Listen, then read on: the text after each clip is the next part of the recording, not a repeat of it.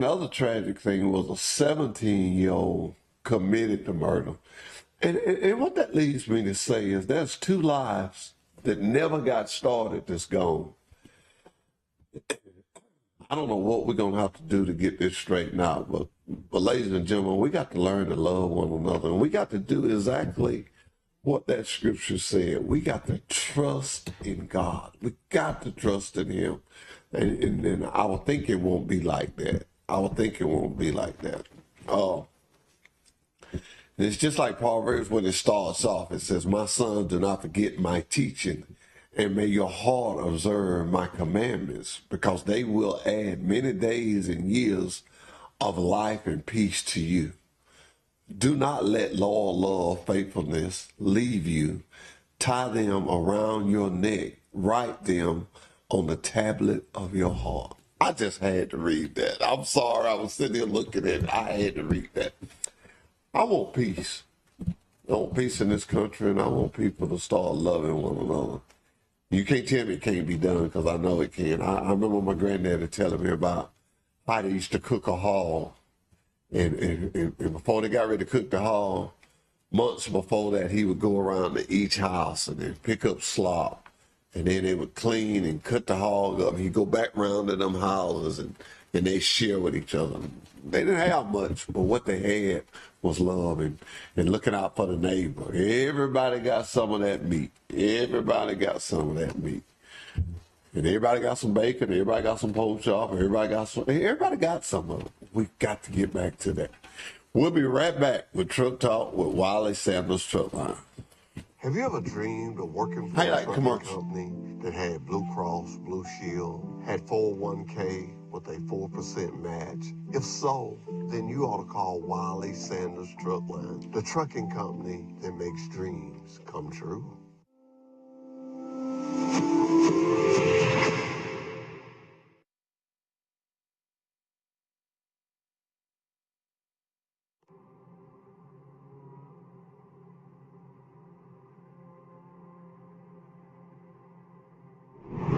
I had a dream last night, girl. What dream? I dreamed I was driving a truck. Like that? Yes, like that. That's not a dream. That's driving a truck from Wiley Sanders Truck Line. That's right. That's driving a truck. The company that makes dreams come true. Wiley Sanders Truck Line, Troy, Alabama. Come drive for the best today. Wiley Sanders Truck Line, Troy, Alabama. Girls, that is what I want right there. We can. Why? Because we grow like Wiley Sanders Truck Line. You're right. We've been growing since 1959, and we ain't going nowhere. Blue Cross Blue Shield, hey, we got a $1,000 sign-on bonus. We can get you home, Wiley Sanders Truck Line. Come join us today, right there in Troy, Alabama, Wiley Sanders Truck Line. Have you ever dreamed of working for a trucking company that had Blue Cross, Blue Shield, had 401k with a 4% match? If so, then you ought to call Wiley Sanders Truck Line, the trucking company that makes dreams come true.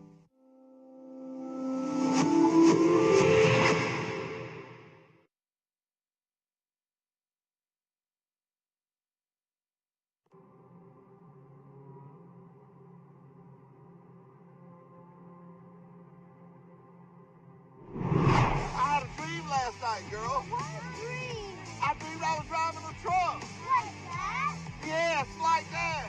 That's not a dream. That's driving a truck from Wiley Sanders Truck Line. That's right. That's driving a truck. The company that makes dreams come true. Wiley Sanders Truck Line, Troy, Alabama. Come drive for the best today. Wiley Sanders Truck Line, Troy, Alabama. Girls, that is what I want right there. We can. Why? Because we grow like Wiley Sanders Truck Line. You're right. We've been growing since 1959, and we ain't going nowhere. Blue Cross Blue Shield, hey, we got a $1,000 sign-on bonus. We can get you home, Wiley Sanders Truck Line. Come join us today, right there in Troy, Alabama, Wiley Sanders Truck Line. And we're back with Truck Talk with Wiley Sanders Truck Line. I told you earlier when I came on the show that I was so excited because I had one of my great trainers and one of his previous students that's here on the show this morning. And I just want to say good morning to him. What's up, man? Good morning. How are you? I'm good. I saw you on your ride the other day. Look, I like that. I like you got it fixed up real nice. And, you know, I take my hat off to Todd because he set all this up. He said, man, he's doing good. I want to bring him on the show and talk about it. Todd is one of the trainers that I tell students when they come in. I told you the same thing. I say, God don't smile on you now. You got one of my top ones. You made some money with him, didn't you? Yes, sir. Taught you how to make money. Yes, sir. You enjoying it? Yeah. I hear you been going to Lion Station, Pennsylvania. That's somewhere I want to go. Is it as big as Todd tell me it is? I don't know why. Is it that big? Yes, sir. He goes to New York and everywhere. He goes Yeah. to Brooklyn everywhere. So Todd, tell me something. I know you've had a lot of trainees, but every now and then you'll get this one, and you'll just, you know, you can just tell. What'd you see in Nathan that made you just cleave to him like that? Well, I could tell he came from a good family, number one, and that really matters. Okay. And he had a great work ethic, never late. You know, did what he said and said what he did, and so that's all I asked for. You know, and then it's up to me to get him into these circumstances where he can learn, and that's my approach to training is put them in circumstances that I know they're going to see down the road and let them learn from that. You know, I tell all the trainees, I wait till Thursday morning, and I go in there and I try to say it the same way. So if they see somebody else, it'll relay. When you do, excuse me, when you do things the same way and it's right, it spreads. And I'll tell them, I said, look, don't be nervous. He's not road testing you to see can you drive a truck. He's road testing you, see can you operate a truck safely. Right. My trainer is going to finish teaching you how to drive a truck. And then I break it down like this, and I say, what am I saying? Don't do nothing stupid. Right. And because when they get with you, then you're going to, like you just said, you're going to put them in this scenario and all. Right. What do you do if a truck is parked there, but you need to get over here? Right. What do you do if they tell you to get on dock 3 and dock 3's got a trailer? Do you put on dock 4? No, you go back in and tell them it's a trailer on dock. Right. Never assume. No, and that's the thing. You as a trainer, you're running the loads that we have to run, but within that, getting your work done, you pick out circumstances that are gradually more difficult throughout their training period, and then as they get towards the end, you kind of turn the reins over more to them each week. And so, within a 6-week window, most of the time they're prepared and ready to go. And I tell them all, you can learn even more your first week by yourself, and I'm sure he'll say the same thing. Your first week alone, you probably learned as much as you did in 6 weeks with me. Now, when do you turn, and I'm talking about myself, you're younger than me and probably a lot smaller than I am, but when do you turn the Qualcomm over to them? They first week. First week. Yeah, because they're doing mostly riding, so I let them change even my own, like when I'm driving, I let them change the statuses for me so they get used to just holding it and not be scared to touch it. Because a lot of times they're scared they're going to mess it up, and they have to get over that fear. And the more they handle it, the less they have that fear. Well, Tom, maybe I need to ride with you because I'm on my 3rd week and I'm still scared.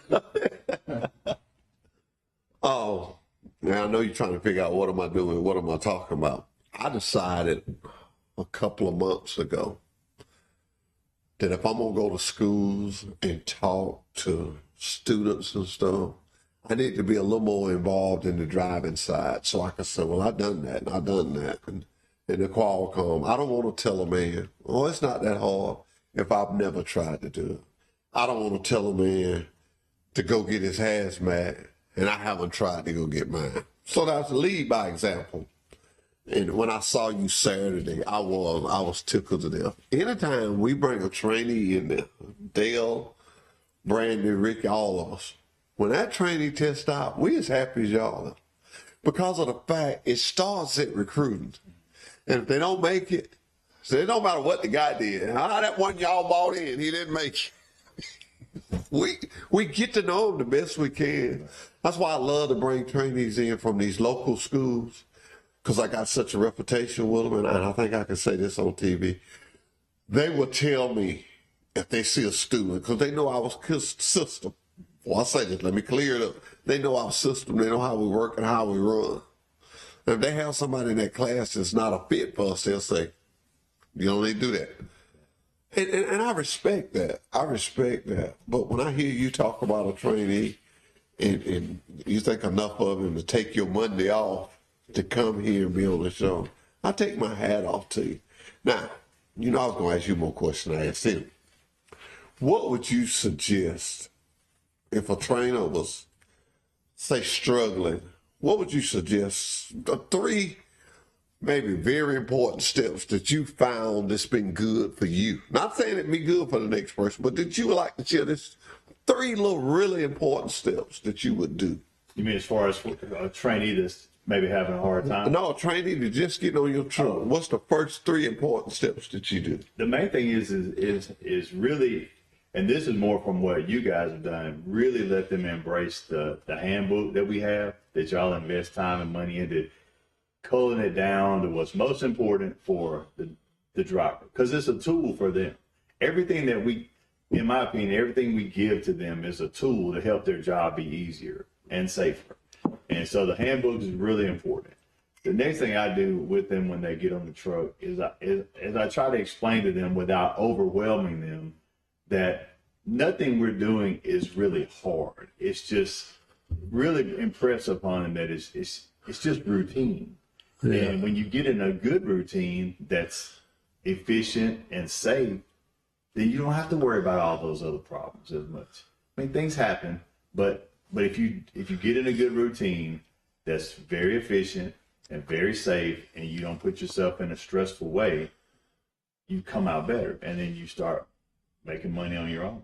And that's when you mentioned Doug talking about we are career builders. Career builders. You know, that's what we are, not really trainers. So, yeah. And he's a great example of that is correct.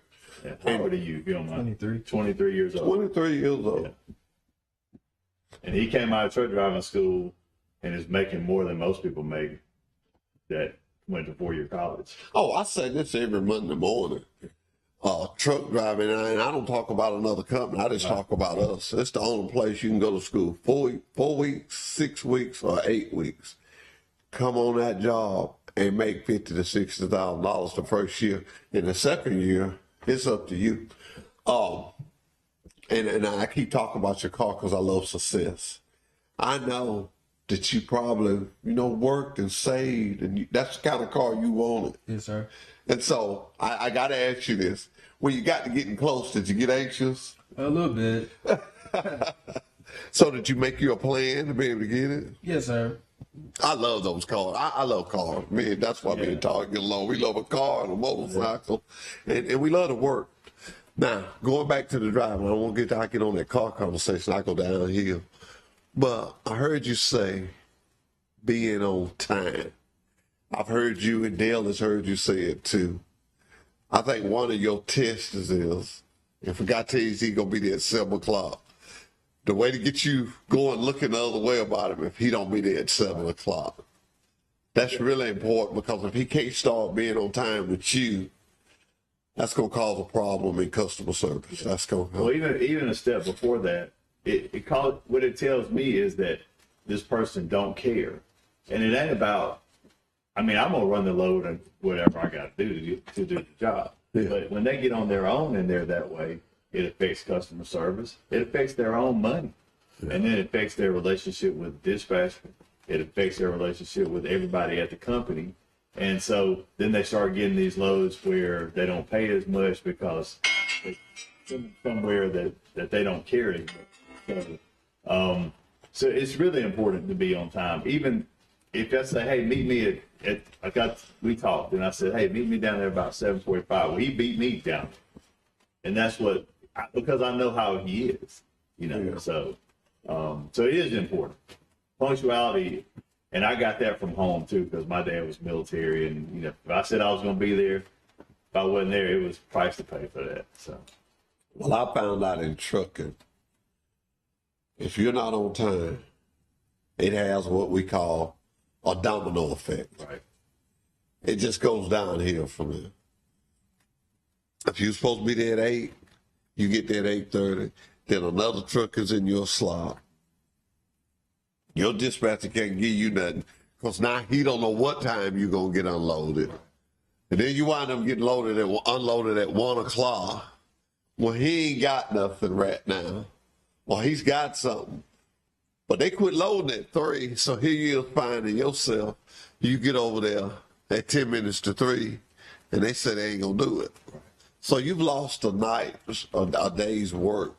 And I tell every trainee that I go to, every driver, even a new driver coming into our system, communicate.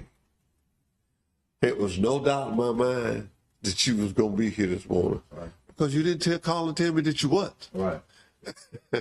And so I had no reason to think nothing else. Yeah.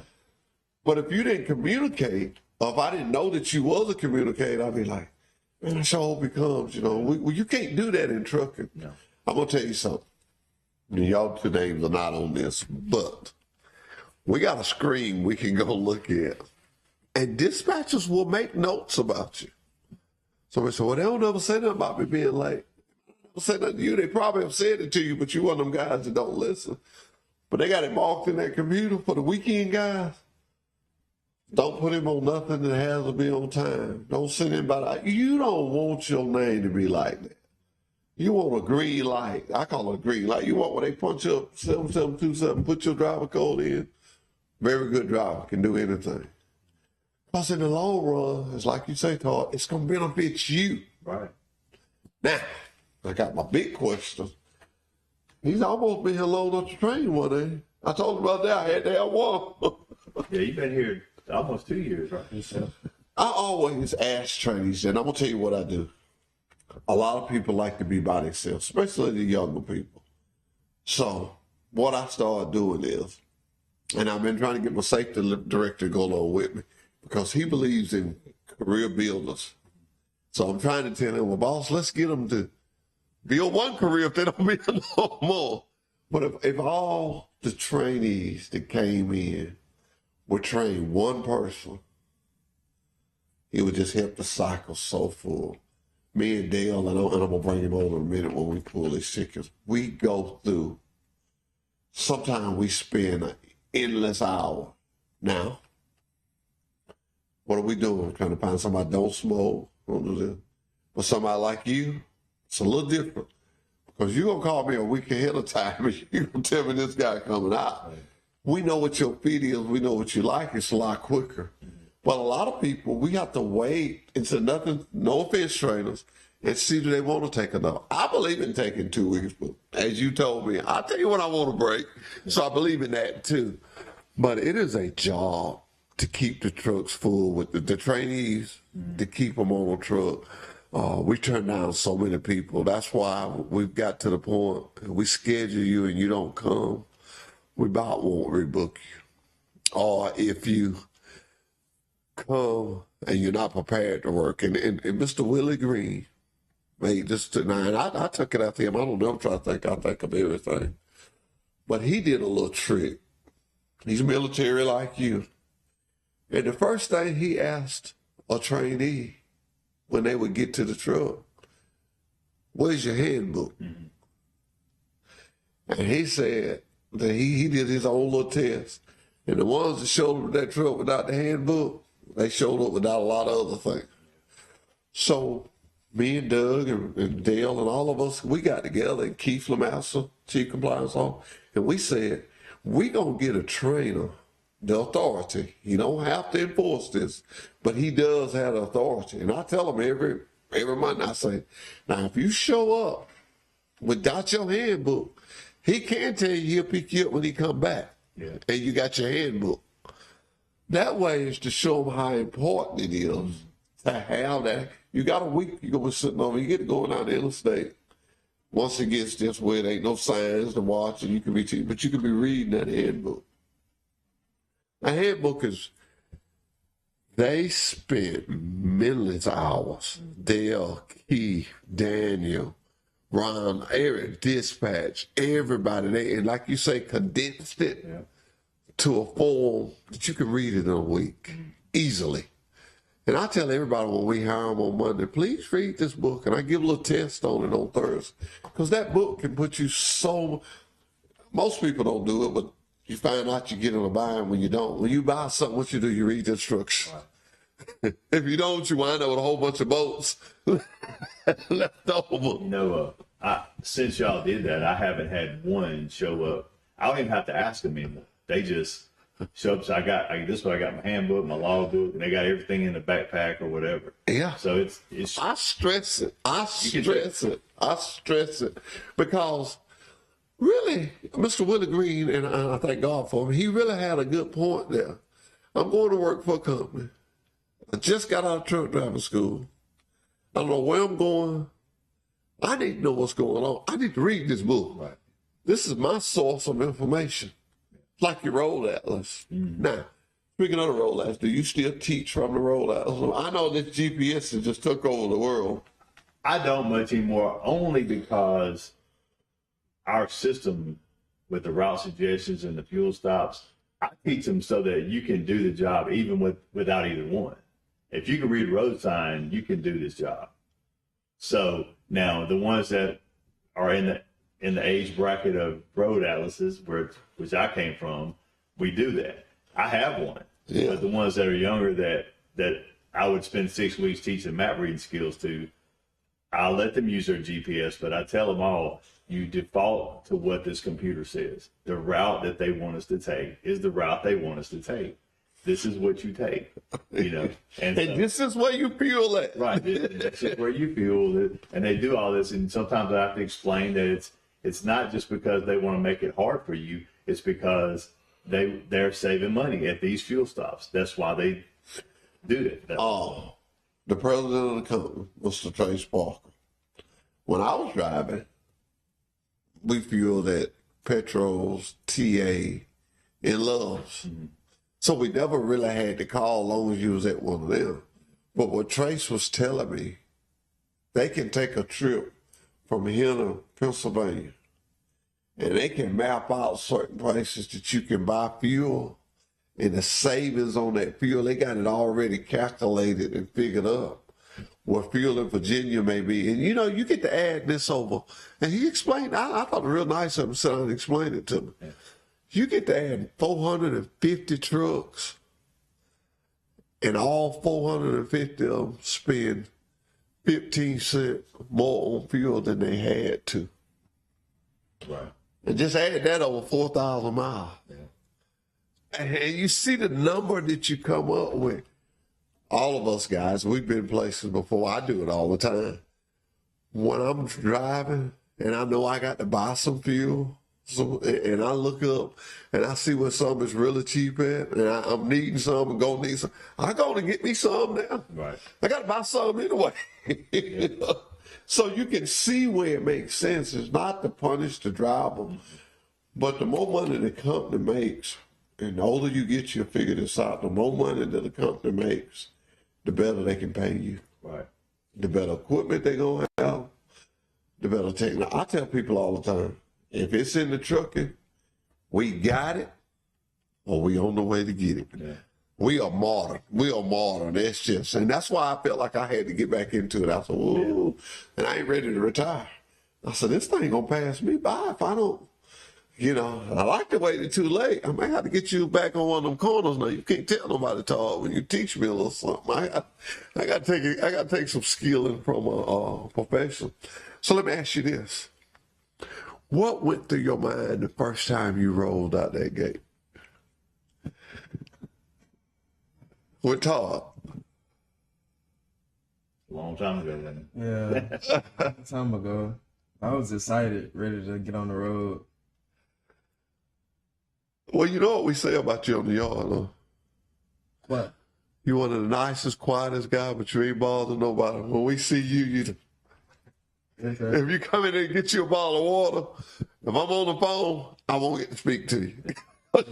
You get you a bottle of water, you know, and that come from your trainer. Yeah. You on the time, and you know. Now, if Todd ain't going nowhere, he'll come in there and sit and talk with him. If he comes in there and sit and talk to me, the first thing I ask, where your truck at? It's down at the shop. Yeah. Because if his truck is ready, what's up, Hoss? Boom. If his truck ain't ready, now he'll come in there and socialize with us. So let me ask you this question. You ought to remember this. How did you feel when you first went out the gate by yourself? I was happy, ready to go, ready to work, ready to go and get to work. So you backed up. What was your first load? Do you remember your first load? I went to Murfreesboro, Tennessee. You just backed in there and just, I got it, huh? Yes, Did you sir. call anybody? Your parents living? Sir? Are your parents still living? Yes, sir. Okay. Did you call them and tell them? Yes, sir. What made you go into trucking? I like driving, seeing the world. Okay. Now you're getting paid to see the world. Now you get paid. You ever tell any of your young friends about it? Yes, sir. All the time. What they say? They gonna get their CDLs. You be sure to give them my number. He's working on his hazmat stuff. Right. I am too. Maybe me and you can study together. I had it one time. Oh, but that's good, man. That hazmat. That's just an extra $30 you pick. What is it, 35? And better load, better back. And that you pick up. And the one thing about that is, I always use Friday or Thursday as a scenario. You up somewhere, and they ain't got nothing but a hazmat, but it's 4 of y'all up there, but you don't know one with the hazmat. Ding, ling, ling. They're going to give you the call, you know. You're going to get it. And so you're not making a bad decision. And you know, when CDLs first come out, I never will forget. When I heard about it, when I was young, I did a lot of reading. I read and I studied up on it. One thing I could see coming, that was going to be the way to go. People was going, CDL was going to be real important. And when I went down there, I was grandfather. I'm not ashamed to say it. I was grandfather. I took everything they had. I had hazmat, I had triples, I had passengers. I got everything they had. I like to talk trash. I want to be one where I could throw mine on the table and have everything. Now I'm working on Randall and Ricky. If I get my hazmat for them two guys, they won't be able to stand it. But I always want to be proud of what I had and what I was working with. And I remember Mr. Glenn Bullock taking me on record trips.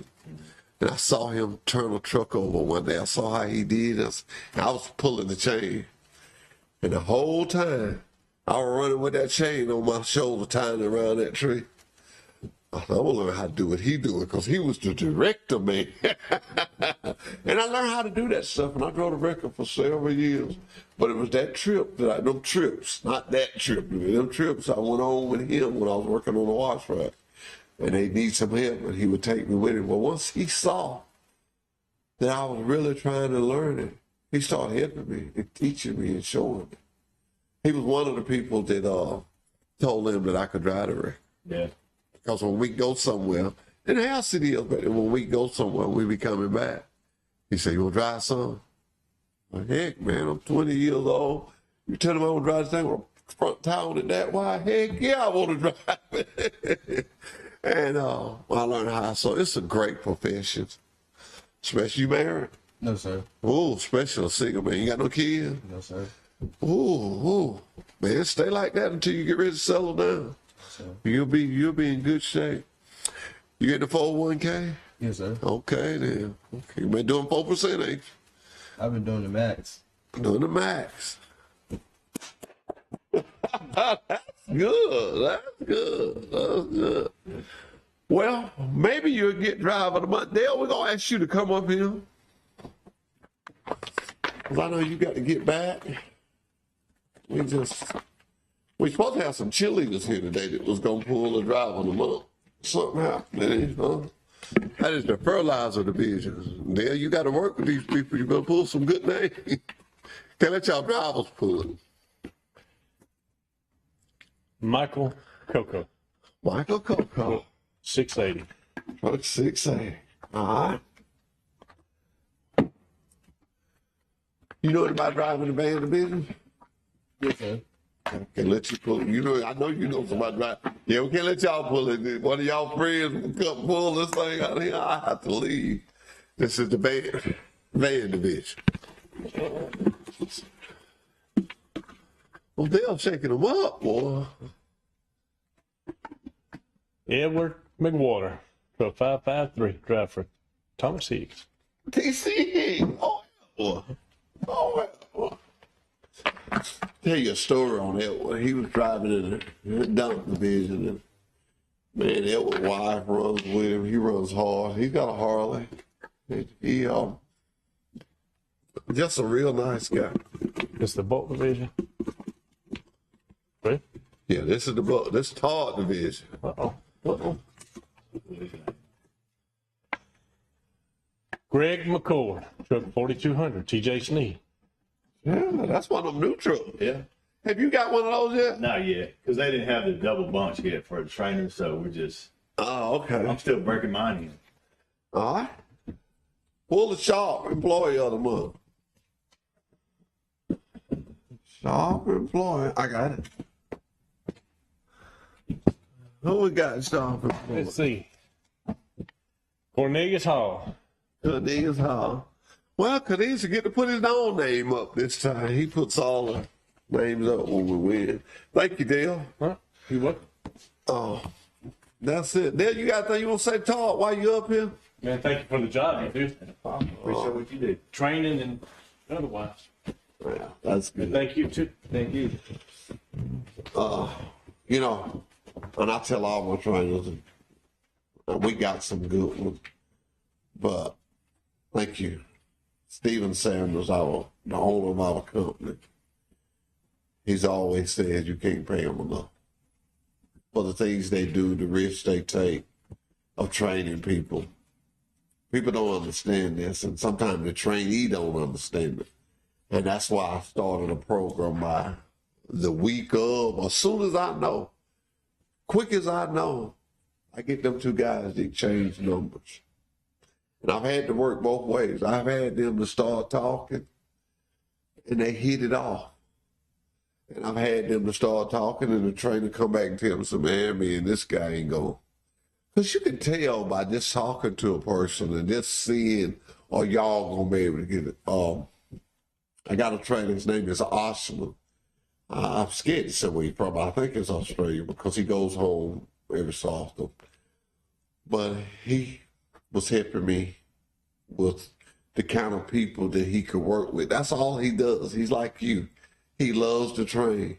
But he has to have a certain fit. It has to be somebody that wants to stay out, you know, and don't mind just running and making the money. Because he don't really just have a home. He's got a little place down in Florida. But he'll take a trainee and he'll run 6 weeks with him.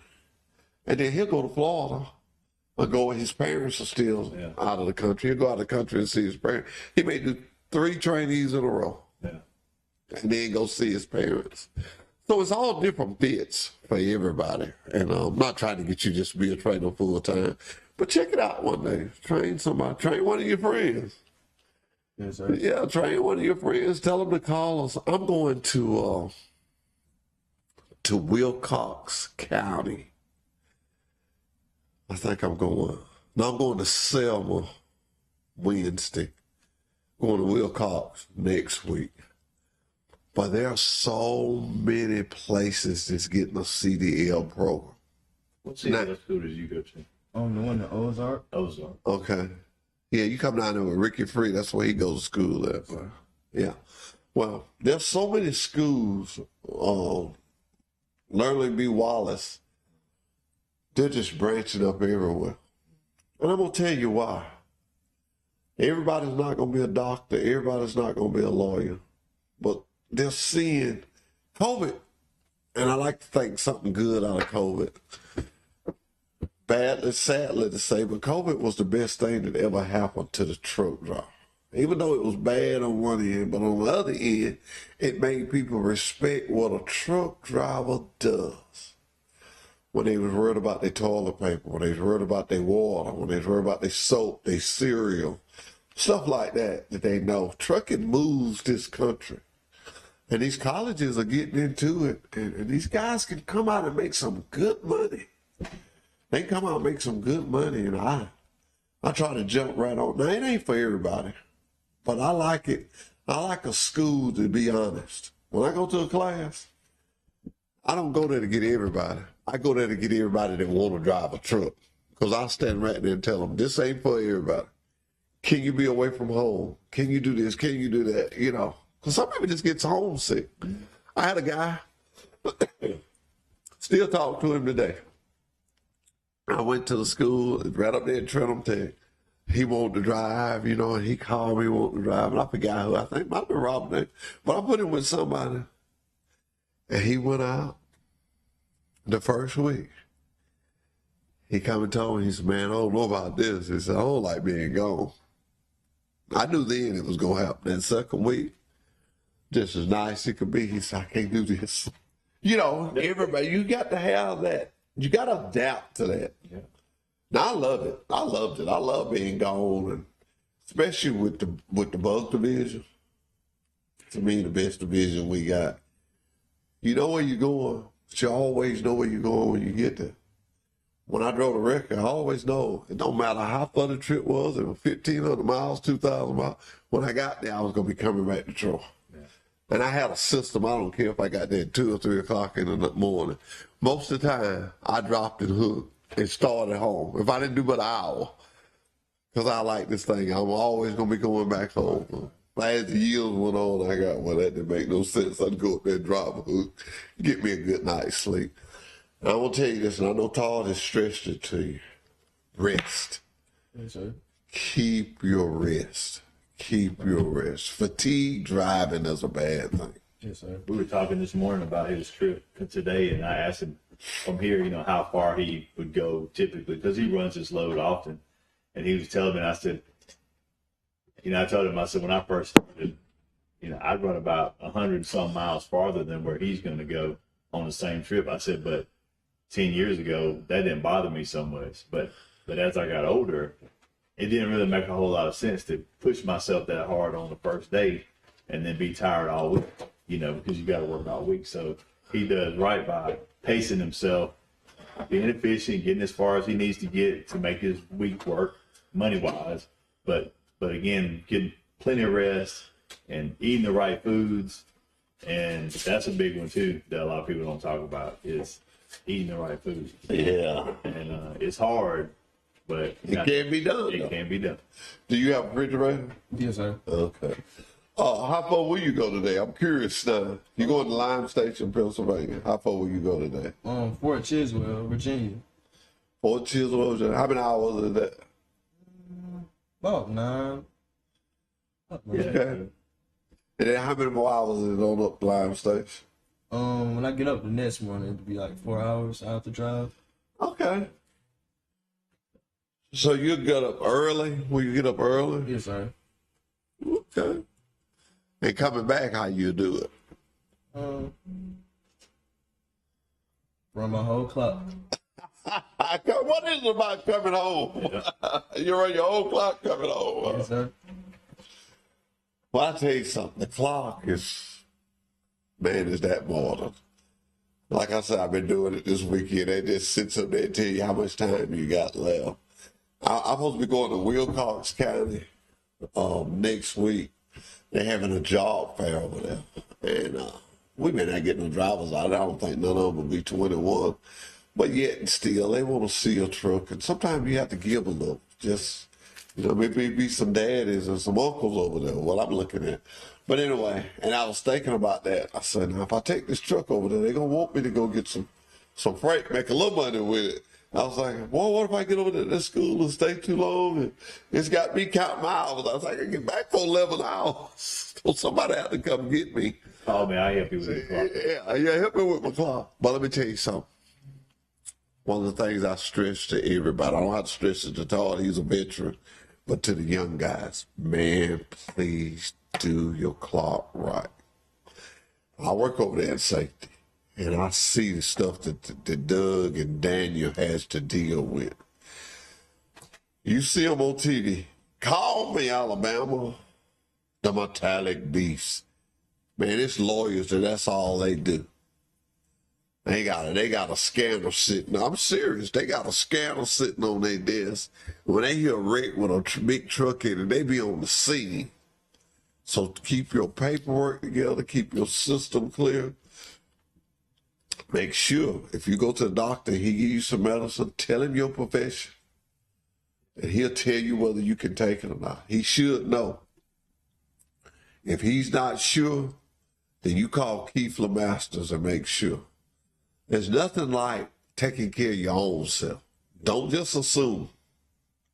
If you ask the doctor, say, hey, I drive a truck, will this affect my drug test, or will it affect me sleepiness or what? First of all, if he don't really know, you maybe need another doctor, because he should know. Right. And then let safety know and let him know. If he don't know, ask. And I believe some of these people. I know some people be lying, but I believe some of these people. A good friend of mine years ago, I heard his ankle playing ball on a Saturday. His wife had a toothache, and she had some Tylenol, prescription Tylenol, and he took 2 of them. When he came to work that Monday, he was drug tested. And he told him what it was. It still didn't matter. He didn't have a prescription for it. So don't take nobody else's medicine. Just don't do that. If you're hurting that bad, go to the emergency room. Make sure if you take it, you got a prescription for it. Because it could be a simple mistake, an honest mistake, girlfriend or something, say, well, I had a toothache, I got this. Don't take nobody else's medicine. Don't do it. I don't care how bad you're hurting or whatever. Just don't do nothing. And I want you to always be the Wiley Sanders first. Let me say that. But if you keep your CDL, no drugs, no speeding tickets, no accident, you can get a job anywhere in this world that needs a CDL drive. I tell people that all the time. I don't want nobody to think that they made a bad decision of getting a CDL. Talk or walk out this door right now with the experience he got. He could be in somebody's orientation for the end of this week. Yeah. It happens. So just take care of that. But I guarantee you, he know what to do and what not to do. Speeding tickets, 15 mile an hour. I know you say, well, my truck won't go 15 miles. Yeah, well, you come off one of them big hills and you let it rip. You get on 15 mile an hour ticket. It's rough, man. A handheld device. You saw me, Sarah, and I had my little headset on. A handheld device is just like a 15 mile an hour ticket. Reckless driving. Yeah, it's serious now, man. It's serious. So be careful. Enjoy your CDL. Yes, sir. Make you plenty of money. Save that money. Phone pray will cost you $30 and save your CDL. Yeah. And I'm going to tell you something. You're 23. You stay in that 401k and you doing the match like you doing in 10 years, you have $100,000. Yeah. You do it right, you'll have more than that. Yeah. But I'm just saying, I'm just giving them a. You're right. You have $100,000. Because I've been in it for 10 years. How long you been in there? 10 years. 10 years. And when you get my age, then you need a little bit of, you can call them up. And they'll send you something. Won't penalize you now. When you're young like you don't even touch it. Don't touch it. Leave it alone. But I tell people ask me all the time when I'm going to retire. For years we didn't have a match. We just started doing that match about 5 years ago. Well, I was young once like you, and I screwed up a bunch of money. I had to go into mine at one time when I was a teenager. Well, I said teenager, when I was a young man. But anyway, I said, well, I'll never get back where I was. Well, boy, when they started that 4% match, I tell everybody, and I tell people this. I tell this story everywhere I go because I thought it was so interesting. It was a bank, and they had a meeting with all the bankers' supervisors. Just had a meeting with them.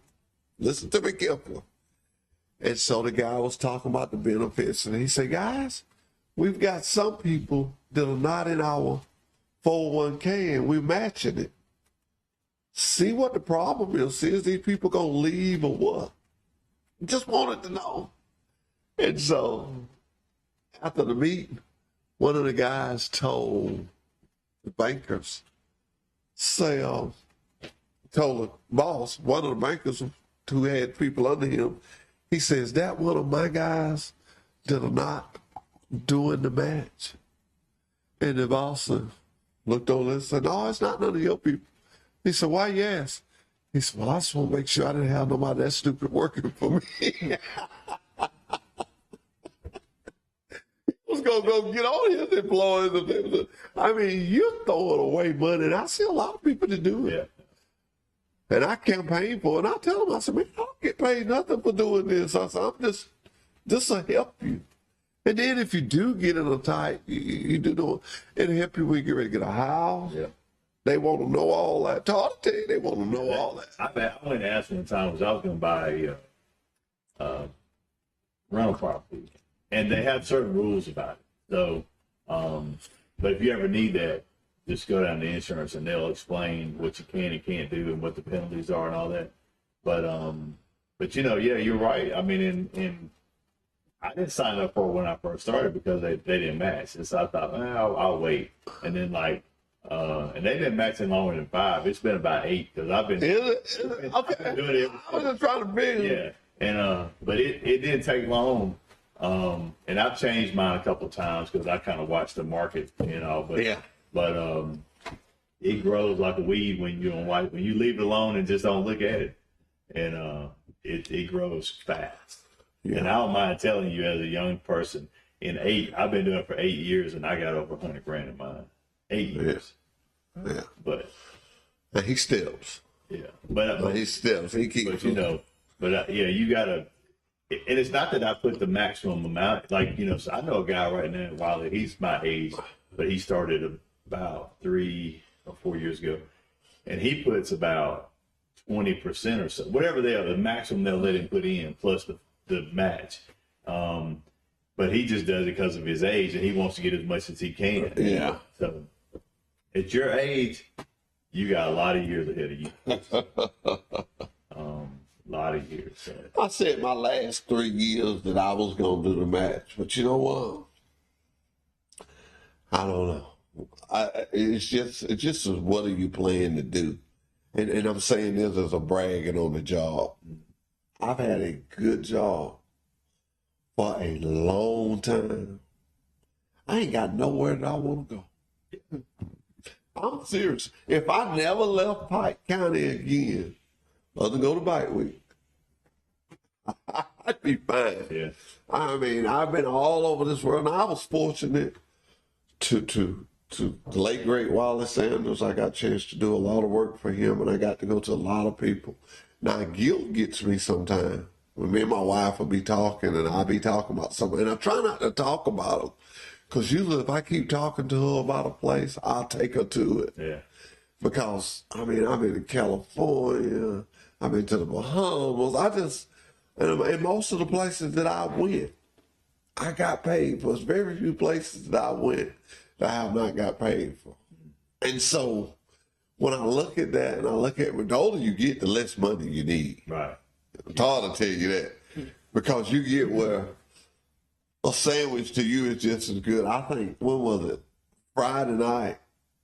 Me and my wife ate fish sticks. I mean, we didn't want to go nowhere. We just sit there, and she said, what you want? I said, I don't know. She said, well, I got some fish, blah, blah. I said, fix me a fish stick. Yeah. And Saturday when we left, we carried our lunch because I wanted to get home to watch the Alabama game.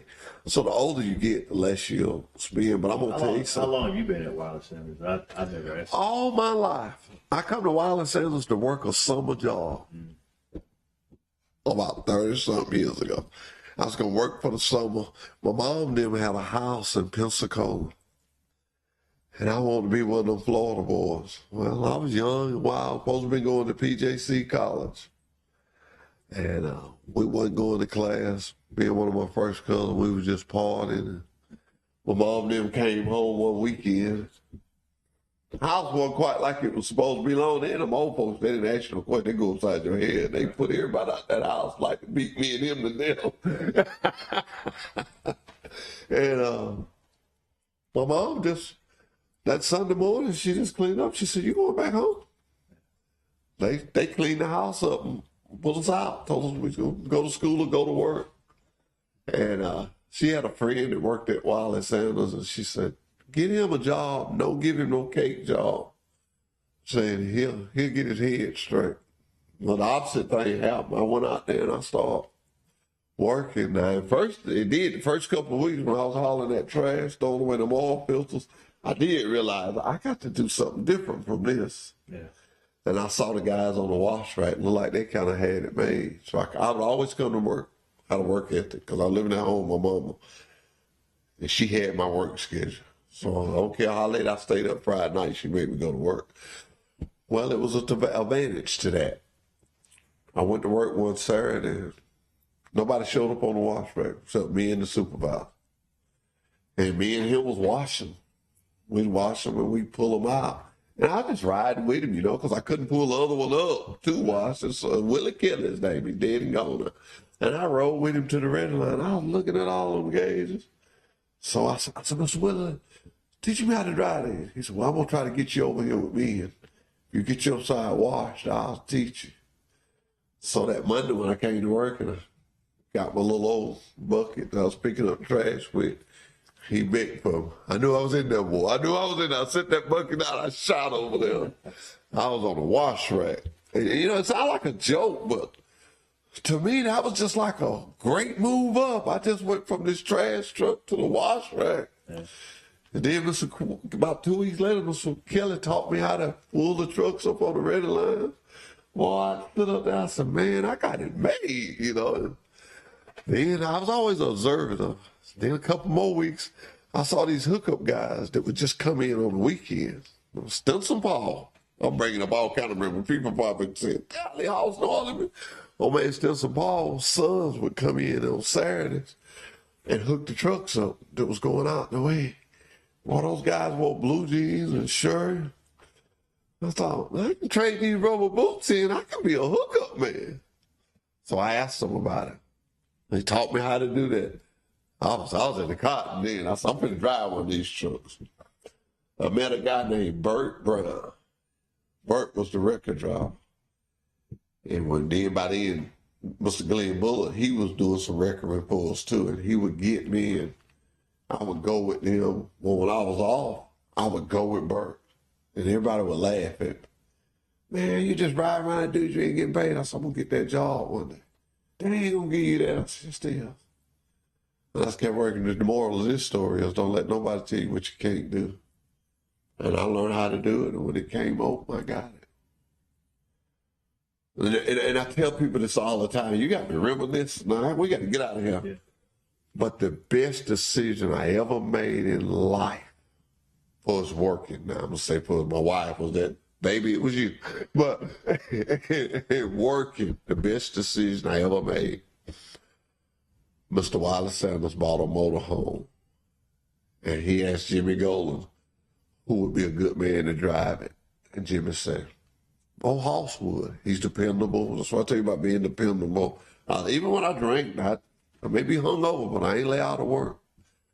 And Jimmy called me and told me, and they want me to fly. Oh, country boy from over in the woods. I don't know about no airplane. I ain't getting on no airplane. And so I just said, no, I don't want no parts of that. I hung up the phone. Well, a few minutes later, my phone rang again. I was young and wild one time, too. I said, yo, I never forget it. And he said, I fly one of the safest planes in the world. I never met the man, but I had heard how he talked and how subtle it was. And all I was thinking, this is Wiley Sanders. I was like, oh, my God.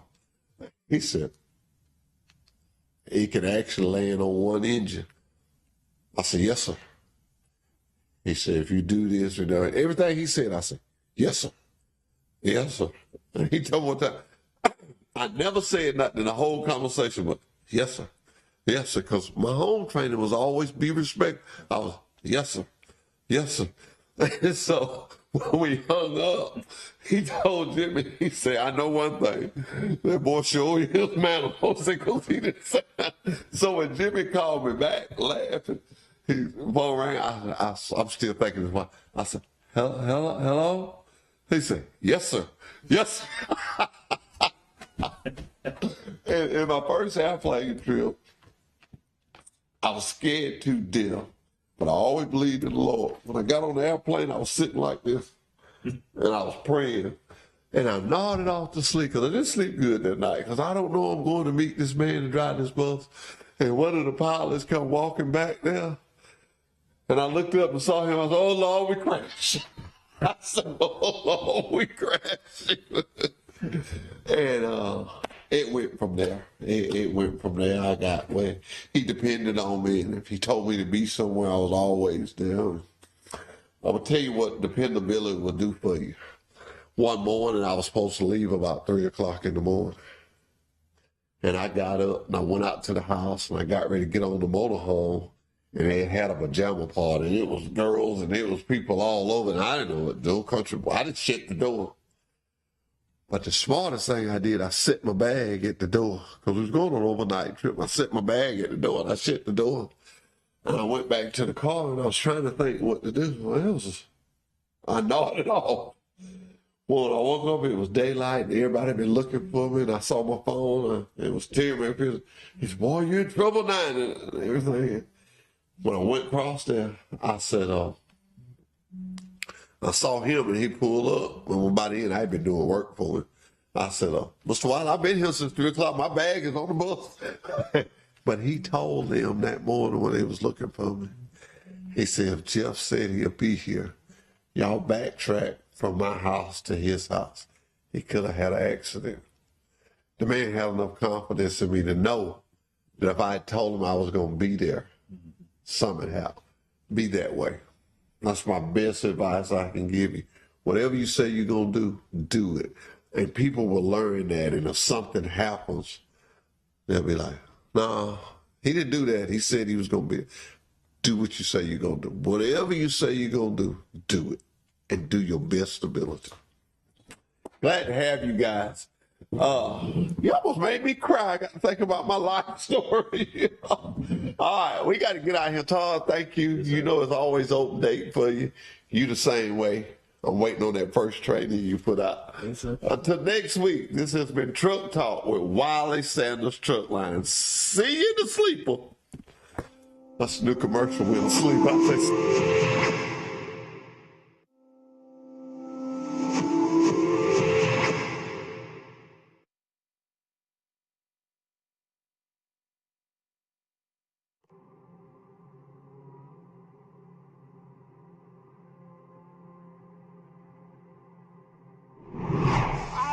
Last night, girl. What a dream. I dreamed I was driving a truck. Like that? Yes, like that. That's not a dream. That's driving a truck from Wiley Sanders Truck Line. That's right. That's driving a truck. The company that makes dreams come true. Wiley Sanders Truck Line, Troy, Alabama. Come by for the best today. Wiley Sanders Truck Line, Troy, Alabama. Girls, that is what I want right there. We can. Why? Because we grow like Wiley Sanders Truck Line. You're right. We've been growing since 1959, and we ain't going nowhere. Blue Cross Blue Shield, hey, we got a $1,000 sign-on bonus. We can get you home, Wiley Sanders Truck Line. Come join us today, right there in Troy, Alabama, Wiley Sanders Truck Line. Drivers, I have 3 questions. 1, in 2024, did you make good money? Did you get home like you like? Did your company treat you like family? If you have answered no to these questions, let me ask you this. Why not try a company that does all that? Why not try Wiley Sanders Truck Lines? That's right, Wiley Sanders Truck Lines. Been in business since 1959. Come join a family today that treats you.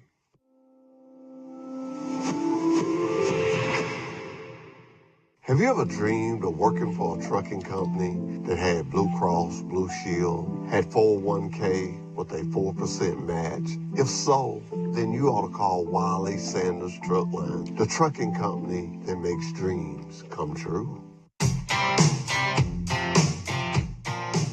The TruckSmart app has even more ways to make life on the road stress-free.